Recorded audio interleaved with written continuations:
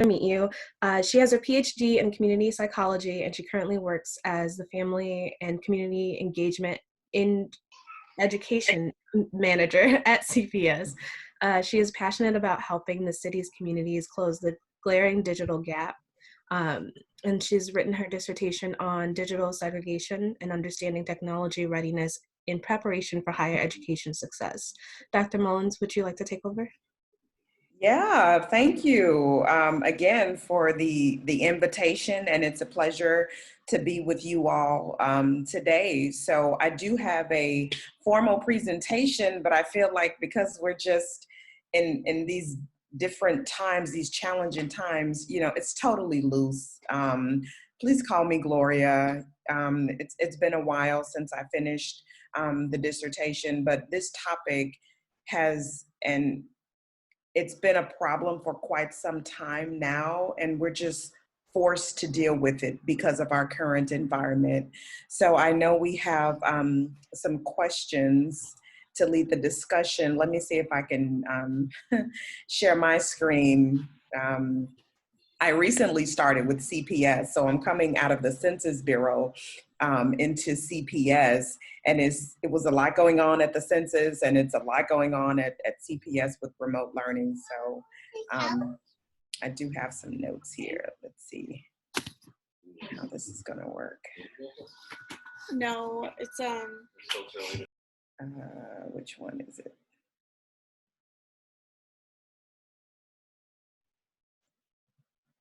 I'm wondering if we should we do intros? To see who's in the house? I know we just jumped in here. How do you feel about that? I know there are about 20 folks, or maybe Jamila, maybe you can tell me where the educators are from so I can have a sense. A lot of our educators work in CPS. Sarah, would you like to chat more about that? Sure. Yeah, I only recognize a few names just kind of looking, but I think, so Kara started, and I think that's probably the best idea is to, if you wouldn't mind just quickly in the chat, okay, sharing who you are. If you want to share your name, that's fine. But, if you're at a school or you work for CPS central office or somewhere else, that would be, I think, really helpful for Gloria to have a look at that. So just want to pop that in the chat. Yeah, that'd be great. And then I'll just keep rolling and kind of pop in the chat and see where folks are. Okay, so okay, we can dive in here.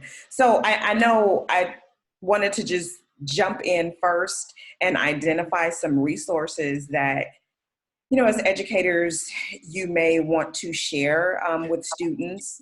And so we can kind of move around, Jamila, and you can tell me if I need to pop to a different question but the whole idea about the digital divide is it's a multi-layered problem, right? Because there's, a socioeconomic issues involved, and I'm gonna hop around, so just bear with me.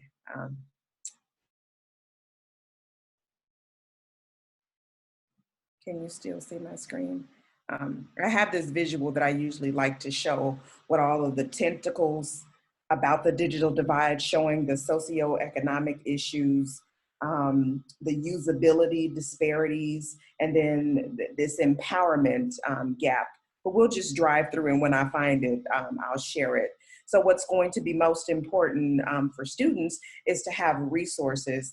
And the reality is, for a lot of students that attend Chicago public schools, they may live in neighborhoods or come from households where technology is just not an option. And with the rollout of the remote learning, we know that it's more important now that students have access to technology. And if they don't have access, we want to provide those resources. So here is just a list, and I'll definitely share this slide deck with you all once this is over. So there's just a number of resources that are available for those CPS educators in the house. I know there's a list of resources as well. And I'm sure we'll continue to add to this list. I haven't seen anything that's 100% just free.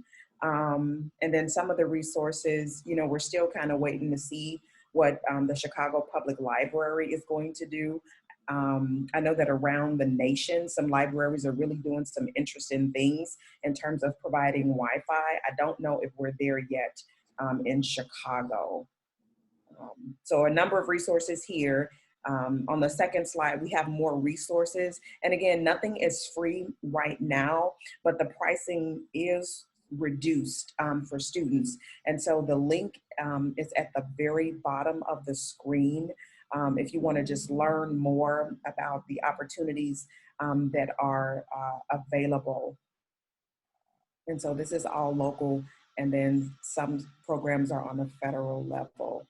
So resources, right? We have to have them. And then what do we do about, you know, households where literacy is an issue? You know, you may have a parent that cannot read. So these are real challenging times now. And of course, they're compounded because of COVID-19. So we really just have to be mindful and aware of all of those dynamics. So when we think about how inequitable access is impacting you, our educators, systemic racism, structural racism, you know, and now more than ever, it's just important to just recognize it, acknowledge it, and know that our students are impacted by this. And we're seeing it in, you know, the African American community, Latino community, with the increased deaths with COVID-19. And so, you know, when we're thinking about the digital divide and so what is it, you know, it's this complex social problem that is said to exist and persist as a function of three main socioeconomic factors, right? And these are things we know, okay, right? Economic disparities, where you live, your income matters, okay? If your parents, you know, completed high school, if they went to college, everything is around, you know, your salary, your literacy, and then differences and usability. Do I know how to use technology and the importance of technology? How can I incorporate technology into my daily life? Okay. And then the empowerment. Okay. So letting students know, letting parents know, technology isn't going anywhere. And we see that now more than ever. There's so many resources that are available, but we have to be mindful that there are some populations of people that are just not connected. And so if they're not connected, that's not a good thing, but how do we get that information to them? Do we go back to our landlines, right?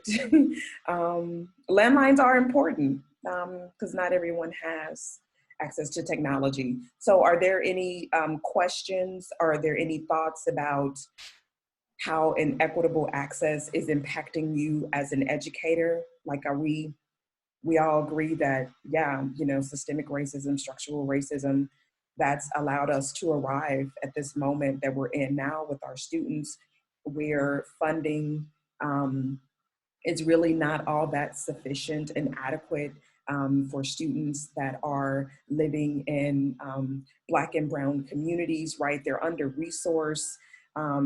You know, teachers are, you know, you're spread so thin, you're doing so much. I have colleagues that are educators and principals, and they're taking work home, they're answering their telephones. And so, and when we think about the digital divide, we really have to begin to shift and think about, okay, how can I make this user-friendly for the students? How can we connect with the students? How can we show them how technology can be used, you know, outside of the classroom and in their daily tasks? So how we doing? Any questions in the chat? How we feeling so far? So we don't have any questions in the Okay. chat. It is a relatively small group, so I would encourage folks to just unmute themselves and kind of jump in if anyone has anything to share, any questions. I think it would really help drive the direction of the conversation if we could hear from some of the people who are here. Yeah. I'm Barbara Madonia. I teach on the west side of Chicago, and it does impact our community. And the divide is also with the special education students, because I teach children with autism Mm. need a lot of hands-on, and it's difficult for the parents to take over where we've been, and that's a big struggle for my colleague, Malka Frazen. She's on here too. She might want to jump in and add to that. It's very difficult because I had one student, he showed up finally yesterday. It was, we were so glad to see him, but he was frightened. He didn't understand what was going on. So that's another struggle we're facing too. Mm. So yeah, we have to step back and have those conversations. And I know that for our diverse learners, at least in my network, I've been made aware of some additional supports, iPads, and just having a conversation around what this moment means. And so when we talk about and think about the digital divide, yes, it's low income persons, it's minority groups, but it's also persons with disabilities, right? That's huge. So, and now you have this strain of the parent being at home, which this is new all day. This is totally new. Their schedules have totally been blown up. It's a different script. And so I was on a call the other day and they were saying that students are literally grieving for those who can't graduate, right? They can't participate in prom. They can't see their friends in person, right? They can't go to their jobs. And so we really have to, have some room to just breathe and literally take it one day at a time, because we're all being impacted by this. So I'm going to move. We had an interesting question come in. I think it would be great to hear from some people who've had experiences with this. So are families and or students actually picking up the printable packets at schools? So, this person said, he or she is aware that they're available, but is curious as to, if people are actually utilizing that service.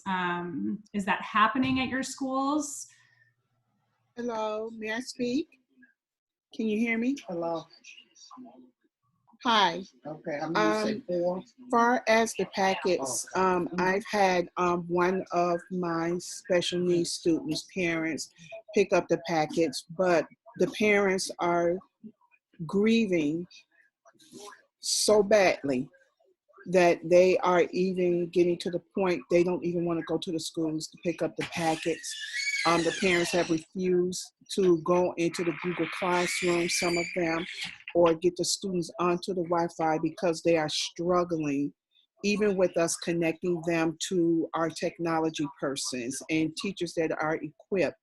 And one of my parents, I almost wanted to cry with her because she says, I'm only 29 years old and I have 4 children at home. And I know that the child that I service is a handful by himself. So, I'm very impacted about her sorrow and her grief. And I don't know, how we're going to recover all of this trauma, because CPS was already dealing with a lot of trauma to begin with. And now we have a new trauma, and it's overwhelming, very overwhelming. So what I'd like to add, and this is relatively new, being that I'm working in the Family and Community Engagement Department, and that's where the parent university is housed, we are in the process of putting together virtual supports for parents, because we are hearing it. Like they say, the streets are talking, like emails, phones are ringing, and we know that parents they're stressed out. This is new, not having a schedule at home, having to create a schedule, identifying what it looks like. The children need structure, right? I'm a caregiver for my 86-year-old grandmother. She requires structure. She wants structure. And so this is a new territory for us. But I can say that CPS, we are working on virtual supports for parents, and we will record these sessions. We will have them available. But then the question will always be, well, what happens to the parents that are not accessing technology or they don't know how to use it. So we have to figure something out, whether it's a robocall, whether it's a Google Hangout, whether it's, we're doing checks too on our parents in our department. So, we're connected now. Keep your concerns coming to me and Jamila, and I will continue to, to route them up, to my leadership, because it's really trying times that we're in. And so some of these households are being impacted by loved ones as well. So, I mean, absolutely, we're hearing that a lot. So I can totally empathize with that. So I wanted to, is there more questions or should I just, you can let me know, you can, chime in and then I'll continue to work through, the slides. But when we think about how inequitable access is impacting our students, I just wanted to give you a snapshot. And I know a lot of this information is not new for educators, but the census has data available for the specific community areas in terms of, what are the percentages of households with a computing device, who has a smartphone in the home?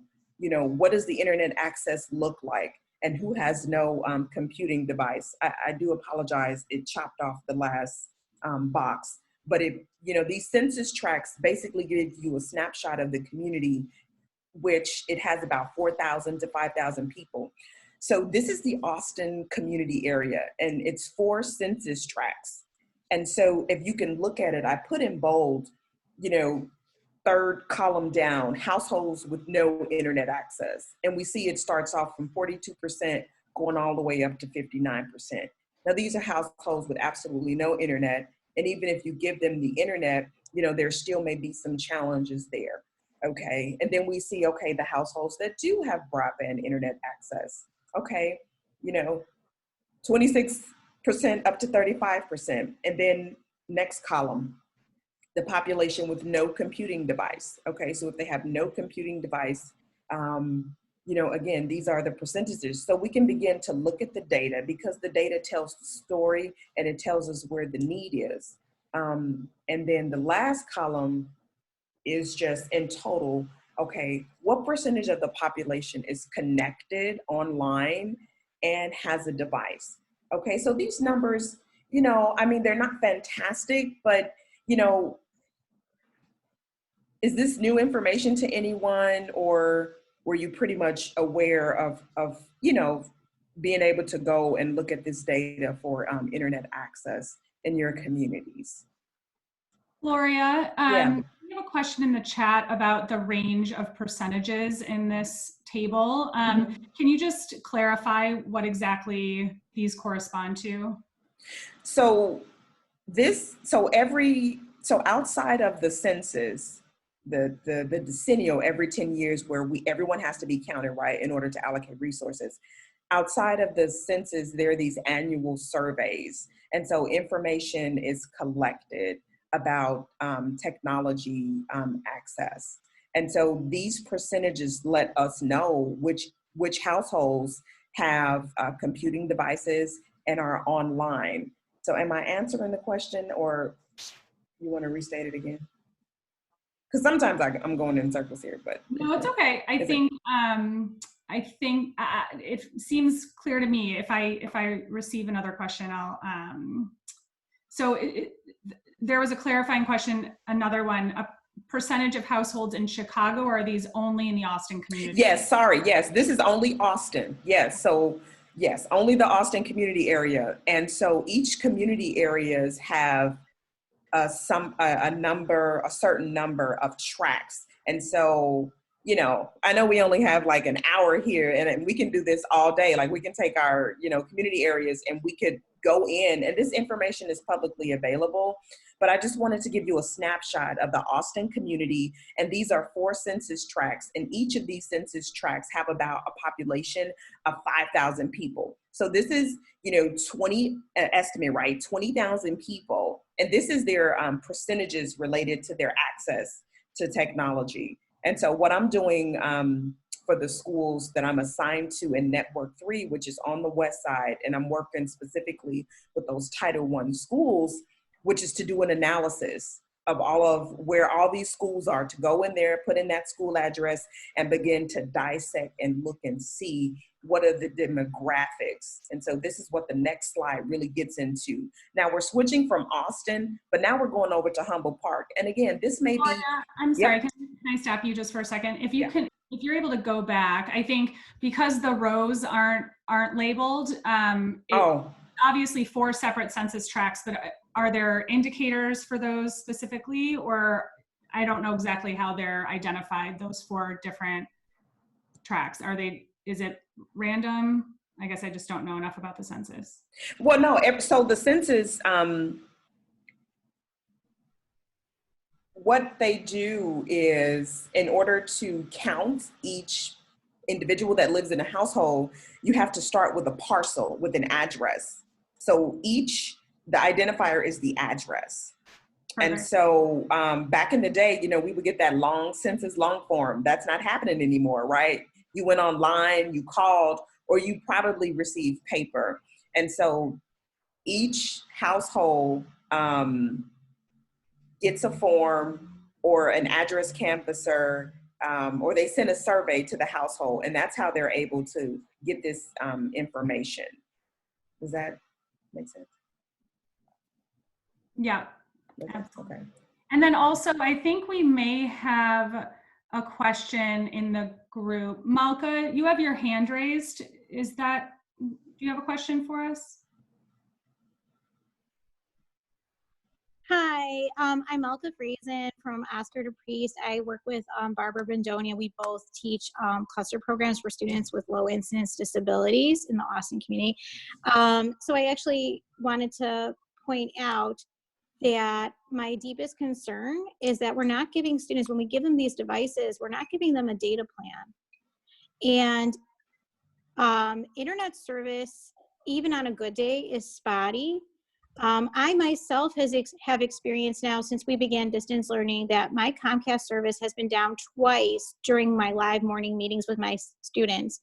And I actually learned from my husband how to tether my cell phone's data plan to my iPad that I'm using to present to my students, and to use that as my hotspot in these instances. But at this point, after I lost reception, after Comcast was down this week, I now have only 20% of my data remaining to use for tethering for a hotspot.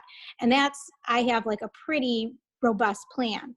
So for my own students and their issues, when I think about looking at this chart, even if a household has taken advantage and gotten the free Comcast service, Comcast has been so unreliable, and other internet service providers have been unreliable as well. So sometimes when Barb and we do a joint morning meeting with our students, we run into problems where students will freeze up in the middle of the meeting. We freeze up in the middle of the meeting, and that's even on a good day when service is good. So it's really important to me. I don't want our students to be penalized, especially if they're receiving these, when they get the devices from the schools, they're tracking, are they using Google Classroom and things like that. But even if they do have internet service, when it's down, they shouldn't be held accountable for that. And also, I think that might be something that we should, that Chicago Public Schools might need to explore, is providing data plans for students too. That sounds like a great idea, and that's an issue that we are all faced with. I can definitely communicate that out to my leadership, and just to kind of see what the thoughts are. And we know that some different conversations need to be had with these internet companies, because the internet connectivity coming in and out and spotty. And it's frustrating. So what do you do with that? So thank you for sharing that.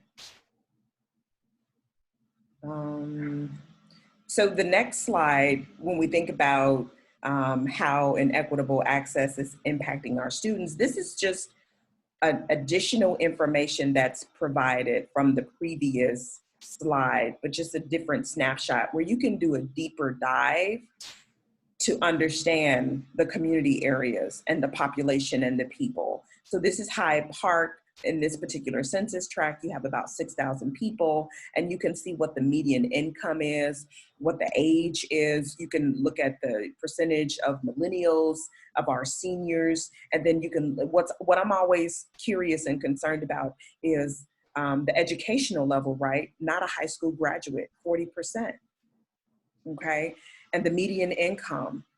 And then if there are any language barriers, in this particular community, you have about 50% Black, 43% Hispanic, foreign born, 18%. So you may have some language barriers in there. When we go over, we can look at the total housing units and additional statistics. But what I'm always concerned with, okay, how many households have a computing device? In Humboldt Park, you got 35%. And this data is from, I believe, 2015, 2017. And then you can look at households with a computer. Okay, so half of the households have a computer, a little over half, right? And then households with only a smartphone, 5%. And we're also hearing that parents are using their smartphone to access remote learning. And we know that that's eating up data plans, right? So that's another challenge. And then we can see households with no internet access, and then households with broadband access. So it's so important to understand like the demographics in the communities that you're serving. And again, this might not be anything that's new, but I wanted to just bring your attention to the data that's available for us to see and begin to think about some solutions. So some questions that I have for the group is, can you kind of talk to me about how are students introduced to technology in your classroom? Like, is it because of, standards, or do you already incorporate technology into your lessons plans, or, does your particular school have a technology plan? So can we kind of talk about, like, share some of that so I can have an understanding of how technology is introduced in your classrooms? Or if it is. If not, I'll just keep talking. I can keep going. Hello. Hi. So in my previous school that I worked up until January, the technology was incorporated with the curriculum and utilized in the classroom, especially for the middle schools and the pre-middle school areas with language arts, Google Classrooms, writing projects, things like that, to be able to submit work through their assessments through the technology. So at my new school, and this is where I'm comparing Humboldt Park to Inglewood, which are to me sometimes like sisters in a lot of things that they encounter culturally as well as socially and economically. The technology levels are a little different at my current school, because what I saw at Humboldt Park is a little bit more advanced than what I see here in Inglewood. Mm. So the ways that the curriculum are embedded, or the technology is embedded into the curriculum, is very different.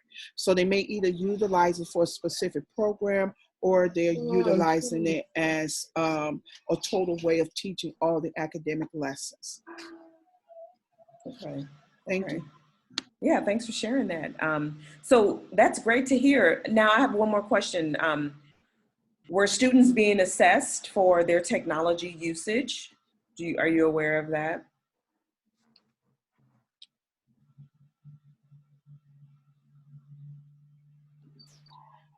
So again, basically, the technology, the students' academic work and assessments were on the technology, but just having a separate assessment for technology usage will be kind of like evaluated within the school improvement plans and how the students are utilizing it. So it will be either more of from an observational point of view, and is the need there, was it a need for the technology or not in its usage. So, but like I said, we did have curriculum tests on the technology, more so. Okay. Okay. Thank you. Thank you. Others, how are students introduced to technology in your classroom? Or have they been introduced to technology? Is it a challenge? Do you have the supports needed? So Malka shared in the chat that they use iPads in their classrooms, use them throughout the day for communication, robotics, and core subjects. And then Paul shared that tech standards are not embedded and the students use technology, but they aren't learning technology literacy. So just two other perspectives there. And the literacy piece is huge, right? Like that's the foundation of everything. So we have this unique opportunity to take it a step further and begin to introduce that terminology, and so they can begin to build that vocabulary and identify with the technology outside of the classroom. Are there others? Can you tell me how you are incorporating technology into your classroom? If it's already in your curriculum, or your school has a technology plan, or you don't have a plan, you haven't embedded technology into your curriculum? I guess I can speak on this a little bit because I'm a technology teacher. So I hope I'm using technology. It's uneven, but most of the teachers in our school do use, like we have one-to-one with Chromebooks, and they're using it in many ways well. In some ways, I think it just becomes another worksheet. So I'm not sure if it's always as well utilized for really deep thinking and creativity as it could be. And like in our school, we do have an active robotics program, which a lot of the kids really enjoy. And some of these students would never have the exposure if we did not have it. So as CFE knows, because I had a study group on this, we're trying to get these, and there are robotics teams on the west side and the south side, but not as much as we would like to see. So we're really trying to enable other teachers, because it's a learning curve. And I was not an engineer before I became a teacher. So I have come up on the learning curve a lot in the last 5 years. And now I and some other teachers are trying to help, and some volunteers and retired people, to make that accessible to other people, other teachers who want to do this but don't really feel that they have the skills. That's just one piece of it with the robotics. We also do like 3D modeling, 3D printing, and just a lot of creative stuff. Like that's really the big focus of our tech class in my school. Joan, can you elaborate a little bit on your robotics work with your students, just for folks who aren't super familiar with it? Sure. Well, we're part of the First Lego League, which is a very intense program. The kids have to do a major research project, some engineering and teamwork type stuff. But we're also trying to do, like what I've been trying to do this year was smaller things. So kids that aren't on the team, it's only 20 kids out of the 400 middle schoolers we have in our school. And more want to do it, but we just don't have the capacity to do more. And the teams are limited in number by the league. So we have been doing it in tech class, where they did a smaller project, just a fun project. Like, I think it's important that it be fun, because some of the kids are very stressed out, like they think it's so difficult. And so we had one where the robot was just going to like fling a projectile like bowling. So it was very simple code. It just had to fling the arms, the motor swing the arms, and it knocked over some paper cups, which were like bowling pins. And then there was a little math with the scoring, and they could hit a double pin or a triple pin or quadruple and get more points.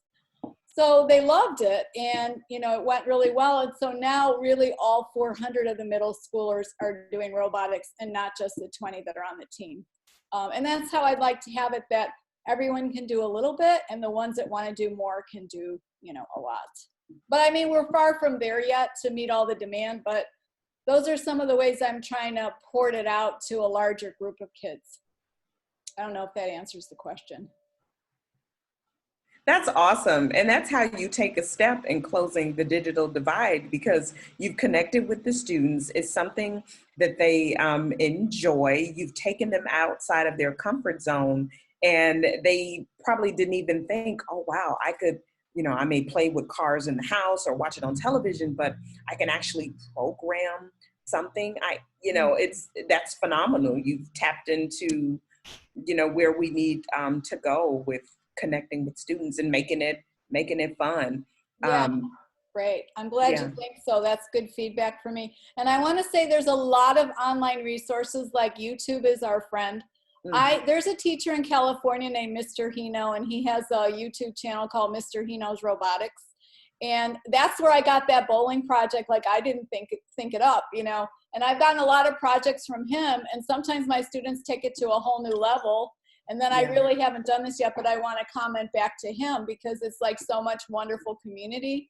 And I hope teachers know that, because it is kind of lonely when you're trying to do this stuff. And, I'll say it again, I am not an engineer by training, or, I've never done engineering work. So for me to even be doing, I was a software developer, so I'm comfortable with the coding, but I certainly was not great with the engineering. And number one, I've improved. And more importantly, you don't have to be great to empower your students to explore it and to learn it, and they'll be better than you. And that's the goal. Some of the kids will be way better in teaching me stuff. Like, that is success. That's so there amazing. are a lot of resources out there for teachers. Like, it's not sink or swim. Yeah. Well, thanks for sharing. I've spent some time on the core team for Chicago Black Girls Code, and it was always amazing to, be down at Google or any place around the city, and just having 3 to 4 rooms of girls coming in on a Saturday morning at 8 o'clock, and they're eager and they're excited to learn about coding and computers. And it was just phenomenal. And their parents, they pay for it, but there are scholarships available if students can't pay. But it's so many resources, as you indicated, whether it's 1871, Black Girls Code, and I do have a list somewhere out there for like summer programs and technology programs and things of that nature. But I imagine that due to the current situation, there are going to be even more resources that are available. So I'm just excited to add to that list and get it out to parents so that we can continue exposing the children to these opportunities. Oh, can I just jump in? Malka Frazen and Barbara Madonia, and I'm Barbara Madonia. We teach coding to our cluster program students. We teach them through coding with spheros. Ms. Frazen might want to add in on it.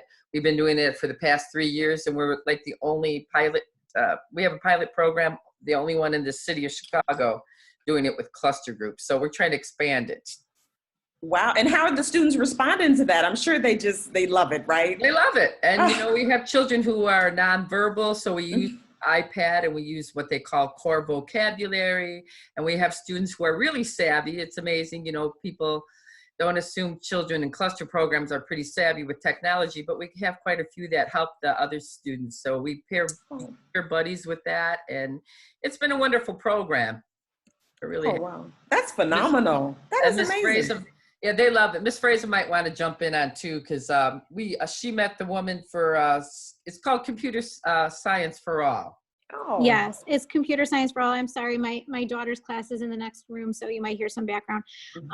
But yeah, it's really a great program, and our students really love it. It's something they look forward to doing every time. It's so engaging for them, and it really it motivates them to communicate more effectively and to really, it's a joy. So it's probably the highlight of my school experience with my students. Well, one of them. Yeah, true. Other than Special Olympics and okay.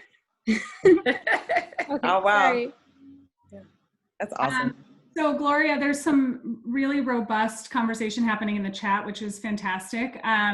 We are able to capture all that, and we'll have a chance to sort of sift through it and add that to a follow-up that we can share out with the PowerPoint and the recording of today.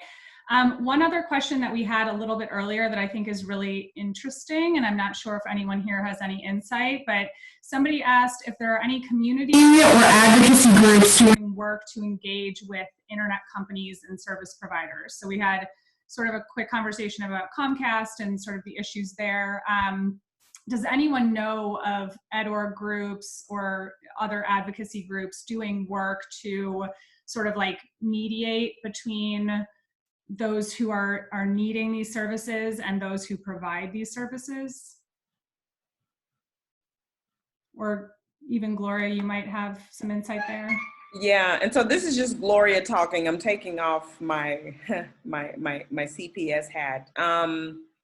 So at the moment, I know that there's an organization in the Austin community that is, you know, they're concerned about the technology access piece.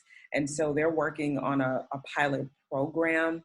And so I can only imagine that speaking with the internet companies might be a topic that, you know, they're concerned with.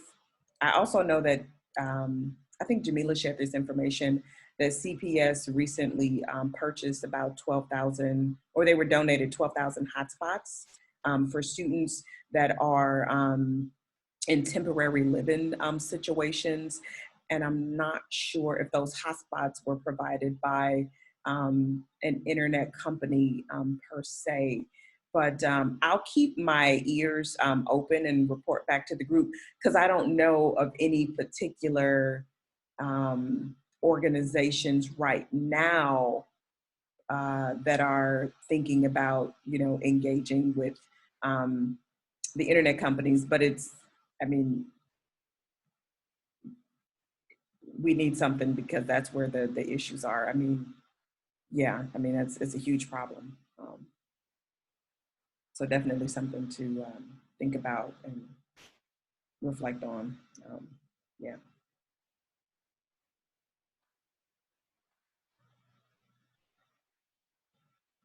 Can I have a quick question. Gloria, thank you so much for doing this. I work for the foundation and I'm a parent of a 9th grader. You know, this disparity and equity issue has been persistent in Chicago forever. And my question is, how is CPS thinking through the fall and getting kids not necessarily caught up, but caught up, I guess, with other kids who currently have so much happening from their schools with distance learning and with having access? What is the thinking? I guess I'm going towards solution in my mind about how we get kids, how we get back on track, I guess, in the fall. Yeah, I mean, I haven't even been at CPS for a month yet. And all of my onboarding has occurred virtually. And so that is a very critical question. I'm not able, unfortunately, to speak to it, but I'm sure that that is a concern for the administration. And, you know, because of our current situation, that's going to drive a lot of the responses. And so it, you know, we have to wait and see. I'm not privy, or, you know, because it's, I mean, it's just devastating. I'm sorry, I can't go. Yeah, I have to wait and see, you know, where the leadership goes, and even the whole rollout with remote learning. You know, this is something that's new, and it's remote. So I don't know. I don't know. That's the moment. You know, it's like, what do we? Are you hearing any? I don't know how to respond to that, because we have to wait and see. We know that education is important and it's key for all of our students. And the majority of Chicago public school students are African American students and Latino students. And, you know, the digital divide is glaring on the west side and the south sides. Certain communities, you know, they are not having issues with this. So You know, how do you close that gap? What resources are needed? How is it that you have a gap that's so glaring, you know? And you look at the North Side and you look at income and you look at educational attainment and you look at the South Sides and the West Sides, and there are just pockets where it's not equal. And that gets to the, you know, larger cause of it, which is the systemic racism. And so how do we begin to tackle that? And that's the conversation that we have to have. That's the moment that we're in. It's compounded by COVID-19.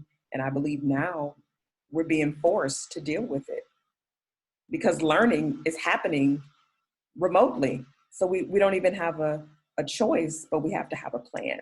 And that has to be a diverse plan that includes resources for those that have access to technology and those that don't. If I'm a grandparent, I don't have a smartphone, I don't have a computer, how am I doing remote learning?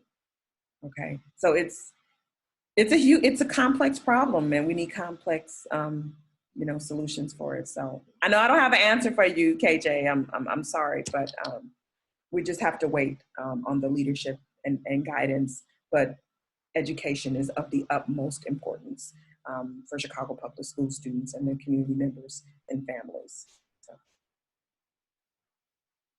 So Kayla brought up a couple of good questions. We touched on some of these. It's in the chat. So she has just said, what are educators doing to connect with students who don't have internet access? So we talked a little bit about, you know, these packets and the materials, either picking them up or dropping them off, scheduling phone calls with students. For those of you on the call, what specific things have you done to ensure, or at least try to ensure, that your students are connecting with you during this time?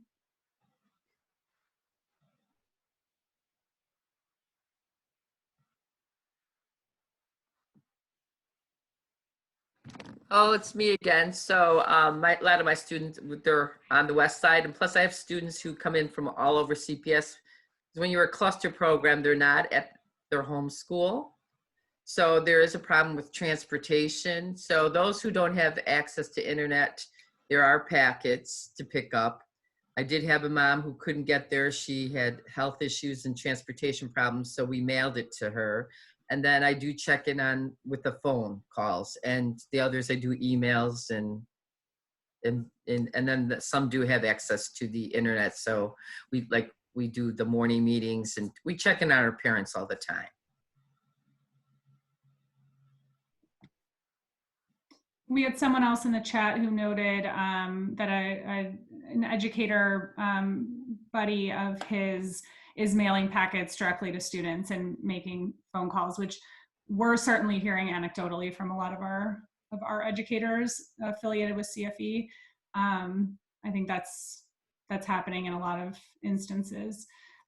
We did have another question that I thought was really interesting. It's from it's in the group chat. So we work with low income ESL clients a lot who struggle with not only English literacy, but digital literacy. One of the concerns utilizing remote learning is that clients will unknowingly get saddled with huge data fines while using services because they have spotty Wi-Fi, aren't aware of their data usage. Has anyone else struggled with this with their parents, or have a way to handle this, or has this been something that people have found to be prevalent? Any comments there?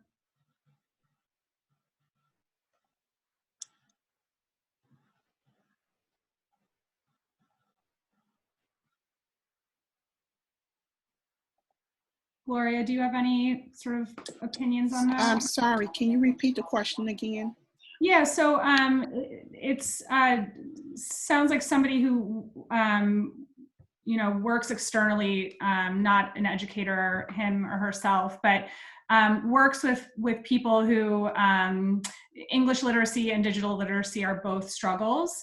And so the clients, sometimes the people who they're working with, see these large data fines because they have spotty Wi-Fi, they aren't sure of their data usage. And so it just was sort of a general question as to if others have struggled with this particular aspect of our current situation, or have ways or suggestions on handling this type of thing? Well, I think it's an opportunity to, either reach out to the telephone companies or just have a session on, managing, because everything is go to your phone and manage your data plan, look at your usage, call the telephone company. You may have to dispute some charges if the internet service was spotty. But we may need, I don't know, an advocacy group. I think there's a group like Cub. Is it called Cubs? Where they would advocate for, telephones and internet services. I mean, this issue is huge because if you're going over your data plan, you will be charged. You need to, maybe set your settings. So if you get to a certain point, well, when you're going over your data plan, because it slows down, right? For some of us that are tech savvy, you can kind of tell, or maybe everyone on this call, we have unlimited data plans. So that's not an issue for us, but we've heard that it is a problem for parents. So I made a note of that to see, what kind of education or conversations that can be had to kind of come up with some solutions, because that's a huge problem, especially if they're already going over and they can tell and they're incurring additional charges. Great. So we have a couple of minutes left. Are there any questions that we didn't answer? Again, feel free to unmute your mic and just ask, or you can ask in the chat. Hey, I just want to add something about overage fees that you guys are all talking about. Hi, my name is Ben. I'm an education consultant in the Chicago area. A lot of the services are actually offering free waivers on if you go over, you just have to ask. I know AT&T. Here, I'm putting that.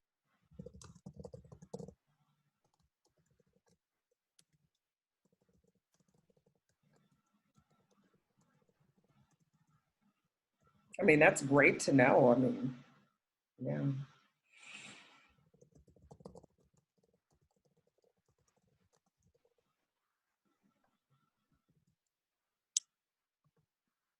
Okay, Gloria, do you have any sort of last, comments or anything you'd like to leave us with before we wrap up? Yeah, I mean, I commend everyone that's on this call for the work that you do. It is truly a huge task. I mean, being an educator, it's an amazing and it's amazing. It's challenging, but you're in this very unique position where you're molding minds. So I just want to say thank you for what you do for Chicago and beyond.